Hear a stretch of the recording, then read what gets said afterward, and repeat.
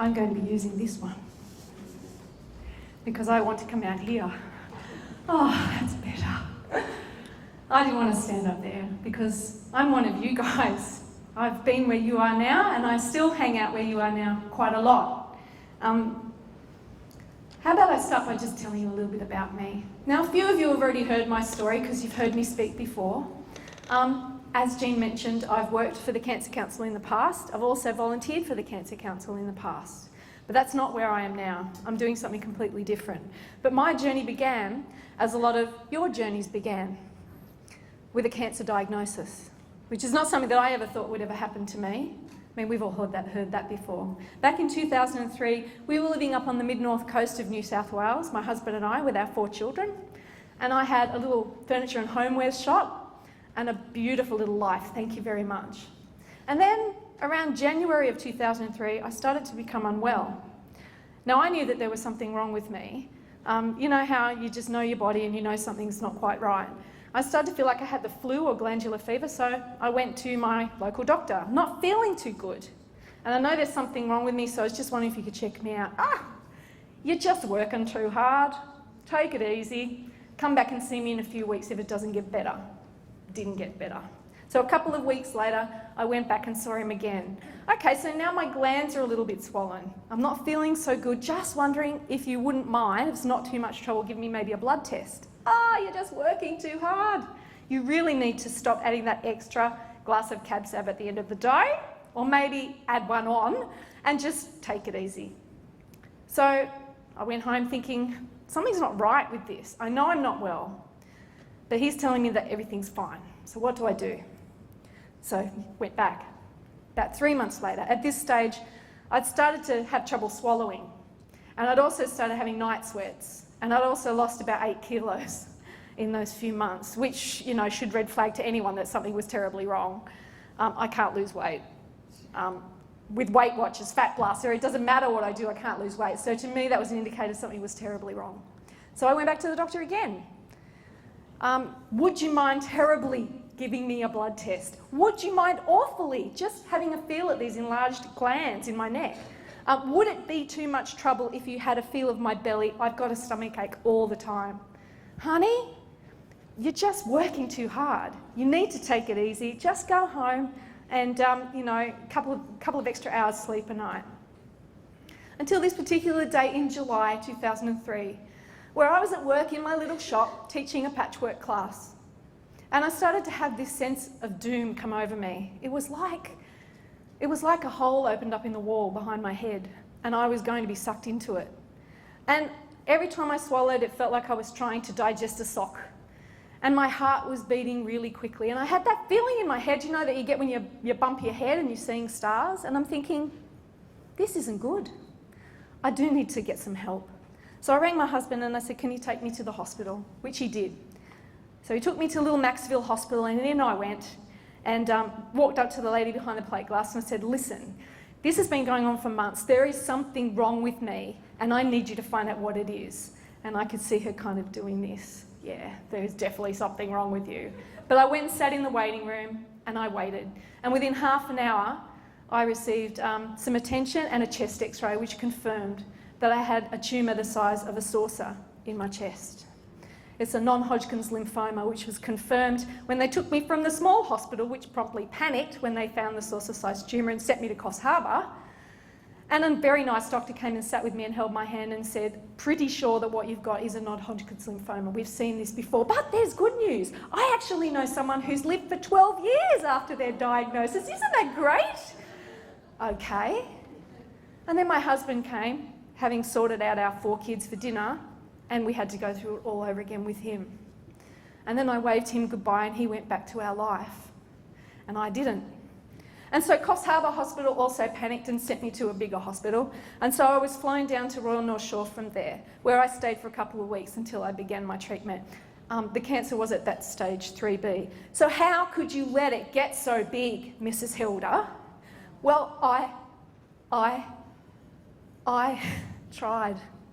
And they did ask me, where would you like us to send all your notes? And I said, will you please send them to my GP? And I just wanted to see his face when he opened up that file and said, cancer, cancer, cancer, written all over it. I wish I could have been a fly on the wall. So one of the first emotions that I dealt with was anger. I was mad, but I was also elated. Mrs. Hilder, you have cancer. Yes! Because I'm not insane. I'm not crazy. There is actually something wrong with me. So welcome to Cancer World. And I know I'm not telling most of you anything new. Any one of you could get up here and tell your story of that day. And it will either have a long lead up or not a long lead up. But all of us have, that defining moment when it all began for us, whether it was someone that we love or it was us. So there began my cancer journey. What ensued was 3 months of chemotherapy, half of which I was obliged to have in Sydney, the rest in Coffs Harbour. And then I had to come back down to Sydney for 2 months of radiotherapy, because at that time there was no radiotherapy services in Coffs Harbour. So my husband was left behind in Coffs with our 4 children, who were at that time aged 15, this is going back 10 years now, 15, 12, 9 and 3. And so their journey is a whole other story. So it wasn't long after I'd finished my chemotherapy and my radiotherapy that I started to think it's time for me to go back to my life. Thank God that's over. But it just wasn't that easy. What had sort of happened to us was more than just the physical ramifications of the cancer. It was the psychological, the emotional, the relational, the things that had happened in our marriage, the things that had happened to my husband while I was away, and his way of coping with what I was going through. And so they asked me, the Cancer Council asked me, if I would like to be their poster girl for Daffodil not long after I went into remission. I said yes. And I know this is going to resonate with you too, because a lot of you have a long-standing relationship with the Cancer Council that started in a similar way. Would you like to be on the front page of the paper for Daffodil Day? Well, yes, I would. And then the regional programs coordinator at Coffs said to me, listen, you don't mind a little bit of the chat. Would you like to do our advocacy training? And I said, yeah, I think I would like to do that. Because as I mentioned, I'd had to come down to Sydney for my radiotherapy treatment. And I thought that that was pretty unfair. In fact, I'd met women who'd had breast cancer who had actually chosen to have a mastectomy rather than come down and do what I did. And I thought, that's not okay. There's something that needs to be done about that. So I went into work for the consumer advocacy for the Cancer Council. And I did that for a little while. And beyond that, I became involved in Living Well After Cancer with Annie and the team. And I also went on to a couple of paid roles with the Cancer Council. And then here I am. So what I currently do now is I write and I speak and I talk to people who have cancer or who have had cancer. And what I talk to them about is the things that we've noticed, aside from the physical, that happens to people when they have cancer. Because we've heard this morning all of the things that are being done to stop us getting cancer and the things that they can do to help us when we've got it. But what not a lot of people talk about is the way we talk about cancer and the way that we talk to people who have it. Because often it's these things and the way that we talk to each other about cancer that actually impact pretty strongly the way we think about cancer and the way we respond to it and defines our experience. And I'm really, really, really interested in changing the way that we talk about cancer. And I'll tell you why. Back in 1971 in the US, the government decided there needed to be a way to stop cancer advancing so quickly. So they brought in what they called the National Cancer Act. And they began to talk and behave towards cancer in a completely different way than they had before. And that is, they began to use a language that was very much typified by some of the things that were going on in the US at that time. Think about the 1970s, think about America. They started to talk about the war on cancer. And they started to talk about cancer in terms of the military language that we use associated with cancer. They started to describe cancer as a battle. And they started to talk about people who had cancer as heroes and victims and survivors, which is fine, and it has been fine. And this coincided, this beginning to talk about the war on cancer, coincided with the explosion of television and popular media. And so, in this way, The war on cancer became a conversation that began to happen everywhere, and it resonated. Why wouldn't it resonate? When I think about my experience, and perhaps when you think about yours, it's absolutely an invasion. It's an unwelcome visitor that comes, it's not invited, and brings with it a plethora of these issues that we don't understand. It feels like an assault. It feels like that stuff, doesn't it? So when we talk about a war on cancer, a cancer battle, so much of it resonates. But those of us who've been inside a cancer experience will also say that there's a lot about that that does not resonate. There's a lot about that that is not helpful. And there's a lot about that that changes the way people act towards cancer and people act towards a person who has cancer.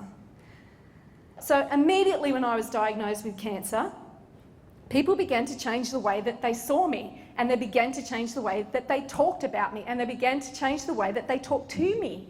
Suddenly they talked to me like this. "Oh, sweetheart, are you going to be okay?" And this is the day after they would come into my shop and say, "Hi, how are you going? What's changed?" "Well, you've become a person with cancer. You know, there's this scary thing associated with you." And then people start to say the darndest things. Things like, "Well, honey, the universe is trying to tell you something." Or things like, "You know, what doesn't kill you makes you stronger." Or, my special favourite, "My neighbour had that and she died." Because that just makes me feel so much better.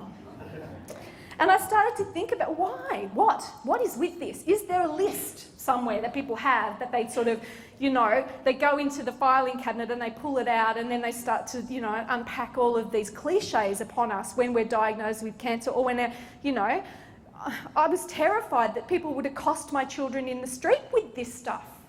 So we told them everything because we just wanted to avoid that. I didn't want some crazy woman coming up to my kids and going, "Oh, darling, I heard about your mother." I didn't want that.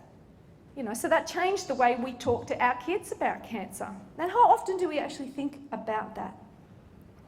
So I became really, really interested in the conversations that we have about cancer. And the funny thing was, I started to notice there was a dichotomy. There was the way everybody talks about cancer and about people who have cancer, and then there was the way that we actually talked about cancer and the way we talk to each other. And I just noticed there was just this vast difference. Someone famous would be diagnosed with cancer and it would be described in a certain way. "Oh, their brave battle with cancer, their fight against cancer." But we in the cancer ward would sit there on our recliner chairs just talking about what we had for lunch, not really doing very much fighting at all. And it seemed to me that there was a little bit of a dichotomy there a lot of the time. And I also began to notice that this whole war metaphor and the way people saw cancer and the terror on their faces when you said you had cancer changed the way that they treated you and that they saw you and that they felt about you. And it created a divide. So friendships that we had one day that were one day a certain day, a little bit down the track, they just turned into something completely different. What the heck is that about? People that had been your friend suddenly start to treat you a different way, or say things like, "You don't look like a person with cancer," or "You don't act like a person with cancer." And you're thinking, what is a person with cancer supposed to behave like? Where's the script? And this can be what it feels like. And the more people I talk to who are experiencing cancer firsthand or who are a carer say, it almost feels like someone hands you a script. This is the way you should behave when you have cancer. You've either got to be a victim or you've got to be a hero. So that means being brave all the time. And people say, "Oh, you're being so brave." So what? What? I don't want to be brave. I want to be a bitch. I want to whine. I want to complain. This is unpleasant. I want to talk about that, but you can't because people come in and go, "Oh, you're so brave. You're being so strong. This is so good that you talk so positive." Oh, and you don't want to talk positive. You want to talk about how you're afraid that you're going to die. You want to talk about the issues that come up when you're a parent and you're thinking about your child growing up without their mother. At least these were the things that I wanted to talk about, but no one wants to talk about that. And so after I'd sort of gotten into remission and started to do some of this stuff in survivorship and started to really re-empower myself and understand a little bit more for me what fighting cancer meant, because it made no sense to me while I was going through it. I mean, think about it. That fighting metaphor is fine until you find yourself in a place where you can't actually do anything about what's happening to you. And a lot of what your cancer journey is about sitting there while other people do what they need to do to you to get rid of the cancer. And people are saying, you're fighting. No, I'm not. I'm just waiting around for people to take me to the doctor. And then I'm sitting in a recliner chair getting my chemo. And then I'm going home to sleep for 18 hours, you know. It doesn't feel like fighting. And what people kind of thought I was doing wasn't really what I was doing. Anyway. So we've talked about this war on cancer. And then we go inside this world and we start to experience it in a completely different way. And where does that leave us? When we're not experiencing cancer the way everyone tells us that we should be experiencing it, you know, well, it creates this divide. And that was when I started to think about how perhaps we needed to change the way we were talking and thinking about cancer. What if we got rid of some of those cliches? And what if we replaced them with other kinds of conversations? So I started to think about writing a book. And I called it Things Not to Say to Someone Who Has Cancer. And I thought about replacing all of those cliches that people who mean so well and want so much to help us, who are so hurting and so confused and so don't want to talk about death, what do we give them to say instead? And I thought about open questions and open answers. And I started to think, what if instead of saying, oh, you look so well, you know, we said something like, so, how are things going for you? And that way I could talk about anything I wanted to talk about. I didn't have to talk about cancer. I didn't have to say, yes, I am well, or be positive or anything else. I could actually talk about cancer in any way that I wanted or not at all. And I thought that would be helpful. So I wrote the book, which you can buy outside in the break on my table.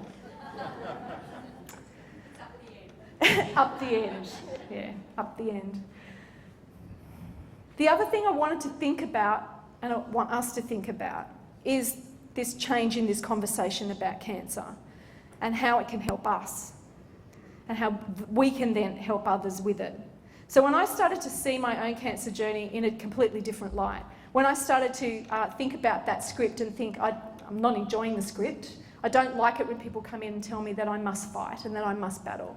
What I would rather do is define this for myself. I would rather tell them how it is for me. And the more I told my story and the more I started to involve myself in on the side of cancer that I wanted to be on, the more it started to make sense to me and the more other people were able to make sense of what was happening. I think at this juncture I would actually like to talk to you a little bit about what happened to my family. You see, my cancer journey wasn't just about me. It was also about my family. And what actually happened to my family was my 4 children were left behind with my husband while I went away to have that treatment. And my husband seemed to cope okay if he could have a beer at the end of the day, and then 2 beers at the end of the day. And then a couple of years later, it was a couple of beers in the middle of the day and a couple of beers at the end of the day to help him get through that. And all of this time I was so busy reinventing myself, being, you know, the big Daffodil Day girl and the advocacy girl, I didn't even notice. And then after a while it became really, really clear that Ben had his own problem. And so we split up and Ben went away to rehab to deal with his alcoholism.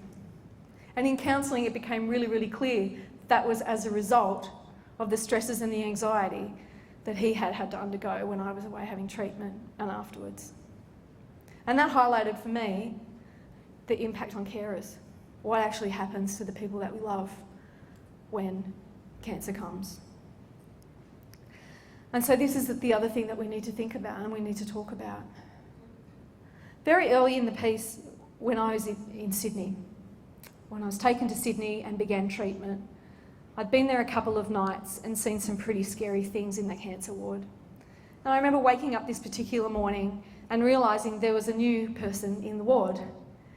And I knew he was an elderly man because I could hear him talk. I couldn't get up and move around. But Jack quickly had every single person in that ward wrapped around his little finger, because Jack was just the nicest guy. The nurses would come in to give him his treatment. "Oh, darling, you look gorgeous today. You're so beautiful. Thank you, sweetheart." As if getting, cancer treatment was just the thing that he wanted more than anything in the world.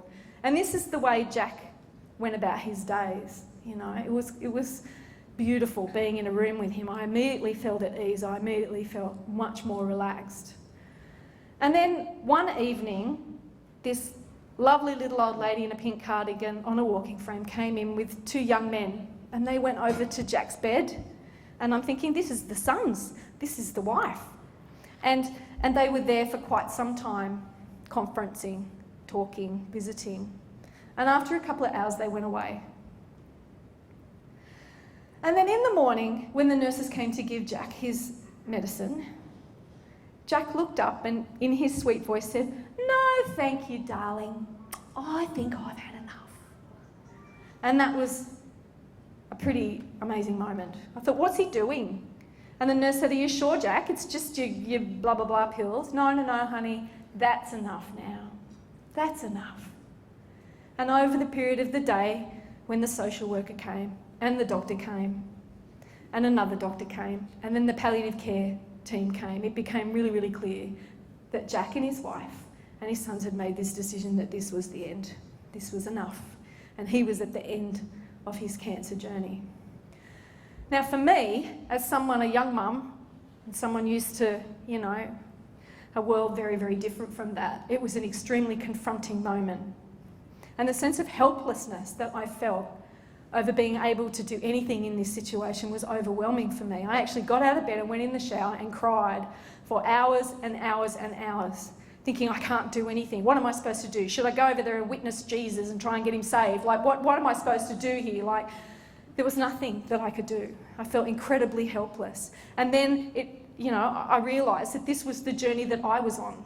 But he was doing what I was doing, and that at some point I might have to make that decision too. And it was incredibly disempowering, and it was incredibly discouraging. Which brings me to an incident that happened just a couple of weeks ago on a Sunday morning, when I received a phone call while my family and I were at the park, and it was a dad. And he said, I've read your ad in the local wellbeing guide, and I was wondering if you would please come and visit with us, because we're thinking that you're probably the person that can help us. See, we have this son, his name is Jack, and he's dying of leukemia. Can you help? And I could. After all these years of my journey, it was flipped. I was in a completely different place. And it was just one of those moments, So how do we change this from a war on cancer into something that's far more empowering? How do we change this sense of helplessness that we feel, this sense of fear that we feel, this sense of disempowerment that we feel, that makes us say all of these cliches, that makes us say these things we don't mean, and that we don't feel, and that we don't believe? How do we change that? How do we flip it into something else so that we can help the Jacks of this world, so that we can help ourselves and our families not go on those journeys? Well, we get rid of the war on cancer and we do something else.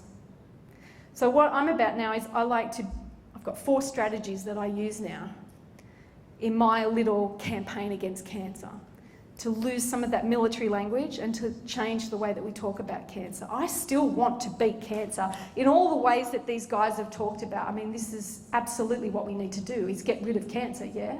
But there's more than one way to get rid of cancer. One of the ways that we can change cancer in our society is by changing the way we talk about it and by changing the way we see it. We've seen it as this military enemy for far too long, and I believe that that actually undermines a lot of our confidence in our ability to beat it. While ever we see it as this huge oppressive enemy that we're fighting against, when we're at our weakest, let's face it, when we're diagnosed with cancer, we're at our weakest. how does that make us feel that we're in a position to actually fight it? But there are things that we can do. I'm just going to go to my list and look at my 4 strategies. One of the first things that we can do in order to reduce cancer down and in order to beat it is to make cancer famous. You see, there's this whole mythology around cancer. There's this whole language that we use when we talk about it that talks about the winners and the losers and the victims and the heroes. And cancer hates it when we break that mythology. So the number one thing that we can do is actually make cancer famous. We talk about it. We talk about it all the time. We talk about it the same way as we would talk about, say, diabetes or heart disease or any of these other things that can kill us. And we stop talking about it as if it's under the bed or in the cupboard. We start talking about it as if it's part of life. Because let's face it, when we're talking about cancer, we're talking about 1 in 2. It's not rare. It's not unusual anymore. We're talking about something that happens to every second person. And when we talk about cancer, we do diminish that mythology. So we make cancer famous. And we make it normal, which is what I just said. We talk about cancer in a way that reflects the reality of it, which is that 1 in 2 people in their lifetime will be diagnosed with cancer. It's no longer rare. 50 years ago, 40 years ago, even 30 years ago, it used to be that it was especially unlucky if such and such down the back or such and such from work got cancer, but it's just not that way anymore. So we need to talk about it in a fashion that reflects the way it really is. One of the other things that we can do is to make it pay. And this is something that I really am quite passionate about, and this is something that we all do because we're involved in cancer support and cancer care, is that we actually make it pay. We make it work. We make it work hard. Every time we get up and we talk about cancer, every time we fundraise, every time we get up and we tell our story, we're making cancer pay. Because when it comes, it takes so much from us. It takes our identity. It undermines our confidence in our bodies and in other people. It makes us dependent on other people. It takes away our independence. But when we actually get up, we place ourselves in a position of strength against cancer, we're making cancer pay. And this is what we need to make it do, because it will change the way that we see and that we talk about cancer. The other thing that we need to do is to make it smaller. We need to always talk about cancer and us in a way that shows that we are always bigger than cancer. Because we are always bigger than cancer.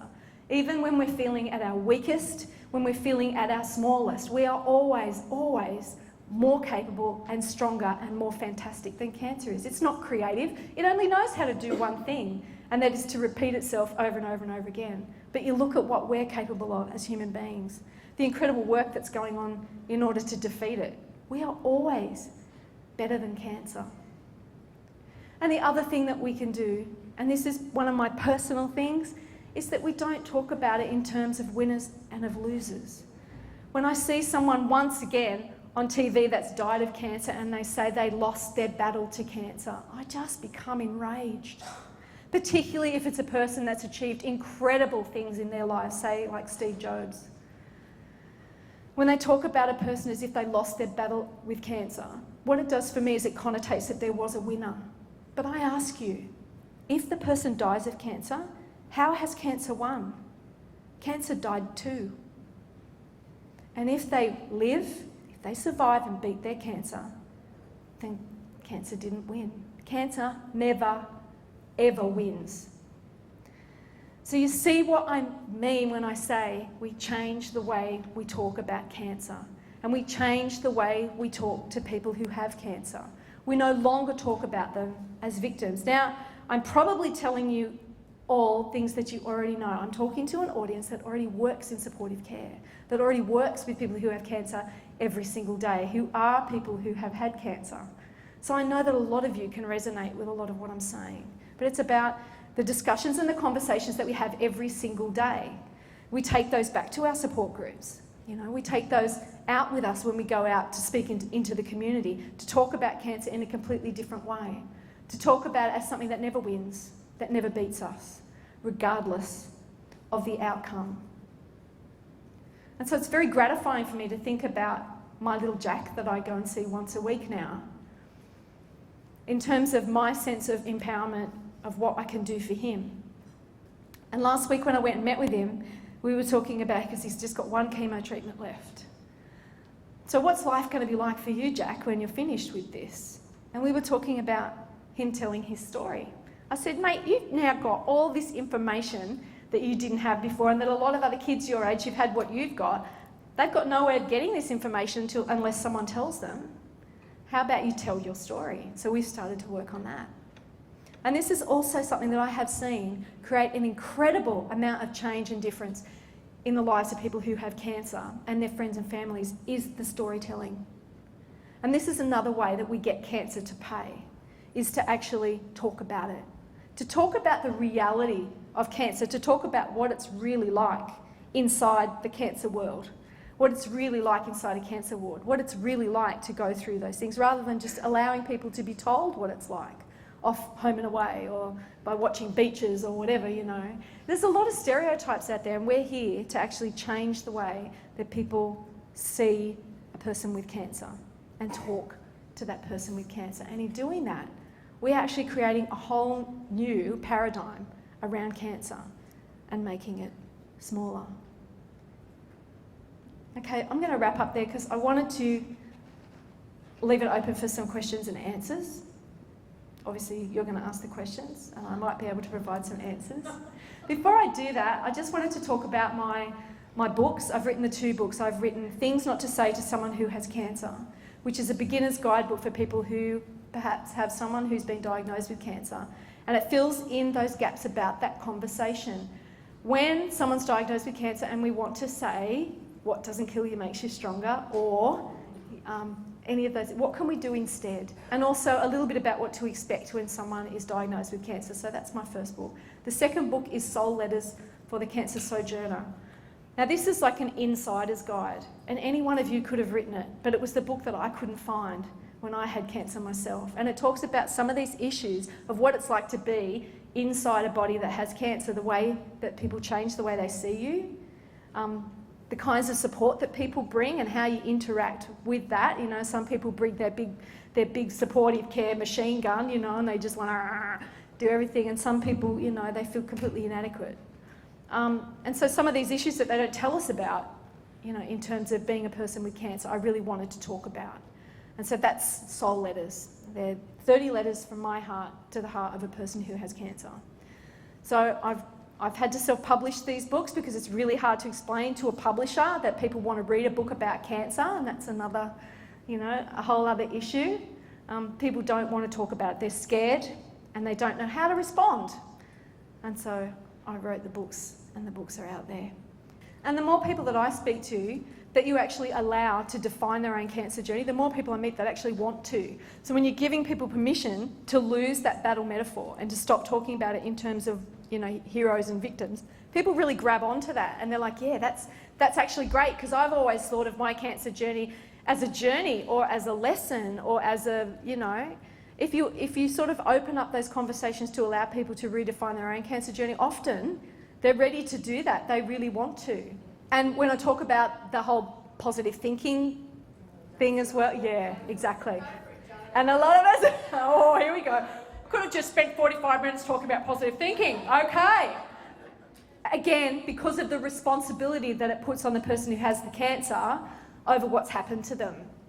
The way that I put it is, if happy thoughts were enough to stop us or you know, to cure cancer, we'd have never got cancer in the first place. I had lots of happy thoughts when I was up in my little shop with my 4 beautiful children, having a very, very happy life, and still got cancer. So for someone to then come along and say you can actually cure it by just thinking happy thoughts and no sad ones actually doesn't make a lot of sense, does it? No. So, and this is, you know, there are those schools of thought that say, you know, yep, positive energy and positive thinking and all that kind of stuff. But, you know, you've probably all read the studies as well that say there's not a particularly strong scientific correlation between positive thinking and cancer outcomes. Positive thinking does make all the other people around us feel very happy, and because we talk happy things and we say happy things and we never have to talk about anything unpleasant. And I often think that that's actually why we get encouraged to think positively so strenuously, is because it's actually easier for the people who don't want to talk about cancer to never actually talk about it, you know. But in all of that, you know, it's really, really important to give people scope in their cancer experience to express all of those emotions, because let's face it, you're on a roller coaster. There's a plethora of emotions there. It's not just the sadness, oh, I've got cancer. There's the anger. There's the elation that I felt when I was diagnosed. Yes, the fist pump, you know. There's all of this stuff that goes on, and we've got to be allowed to actually go on that roller coaster. And so it's far more productive to empower carers and the people around the person with the cancer to feel comfortable with those conversations than it is to try and train a cancer patient to only speak in a certain way. You know, it's far more productive to go to the carers and the support networks and say, this is how we talk about cancer in a way that helps the person with the cancer. And sometimes that actually involves talking about death. Let's face it, sometimes it does. And this is a whole other area. And one of the reasons why I felt so freaked out about what happened to my first Jack was, you know, I had no idea how to deal with death. How do we even talk about that? You know? And the reason why I can now go and talk to my little Jack about it, you know, because the conversation's completely different.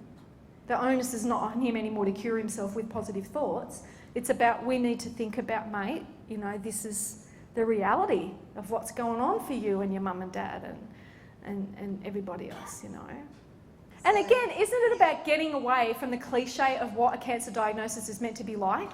You know, because, you know, we're meant to be absolutely devastated and miserable and, you know, and we are, but there's often these other emotions that are associated with it that we also need to visit and we need to accommodate. And part of our job as supportive care volunteers and workers is to do that, is to open up these conversations where these kinds of things can actually come out and be sort of put on the table and kind of go, okay, so, and when I, you know, facilitate support groups, this is a lot of what we do, is just talking about what happened to us. This is the way it was for me. And it's different from what happened to Jack over here, and it's different to what happened to Betty over here, but this is the way it really is to have cancer. So it's about not encapsulating cancer in this package and kind of go, this is what it's like to have cancer, here's the screenplay, and there's your little thing marked out on the floor, and here's the script, and so you just do it like that. You know, there's a lot of power in being able to actually define your own cancer experience and walk it through any old way you like. You know, so in all of when we talk about the cliches and the things not to say, this is why they say it. It's not malicious when we talk about it. We're just, you know, people are helpless, they feel disempowered. But I feel that in changing the way we talk about cancer and the way we talk to people who have cancer, we can actually really diffuse that, and we can give them far more productive things that they can say and do. So I hope this has all made sense. I'm sorry it's kind of jumped around a little bit. It's been an absolute pleasure to be here. Thank you, Annie and the team, for having me. And yeah, I'll be out in the break with my books. If you want to come and talk to me about it or tell me your stories, I would love it. Thank you.